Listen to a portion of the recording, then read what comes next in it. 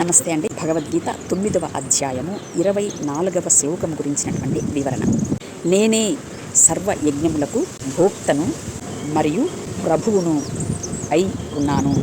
అందుచే నా వాస్తవమైనటువంటి దివ్య స్వభావమును గుర్తింపలేనటువంటి వారు పతనమవుతారు అని ఆత్మ పంచభూతాలను శరీరముగా ధరించి కృపాసత్య సంపూర్ణమైనదిగా వ్యక్తము కాకముందే శ్రీకృష్ణుడి యొక్క ఉపాధి ద్వారా మాట్లాడుతుండగా ఈ శ్లోకం యొక్క పరమార్థమును ఆలోచన చేయగలరు.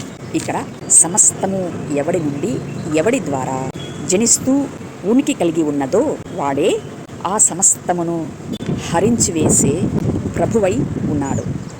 అనగా ఎవడు ముఖ్యుడై ఉండగోరునో వాడే పరిచారకుడై ఉండాలి అనేటువంటి దేవుని మర్మమును ఇందులో కానవచ్చును.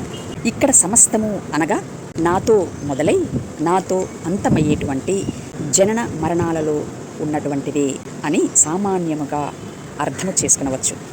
అంటే జనన మరణాలను హోల్డ్ చేసేటువంటి శక్తి కలిగిన ఈ సర్వశక్తిమంతుడే సకలమును విక్కివేసేటువంటి మృత్యువుకే మృత్యువై మృత్యువును జయించి మృతులలో నుండి మహిమకు పునరుద్ధానమైన ఆది సంభూతుడాయను కనుక లోకము విషయములో నశించినటువంటి శరణార్థులకు లోకమును జయించినటువంటి తన అట్టి ప్రాణమునే అనుగ్రహించే ప్రభువై ఉన్నాడు.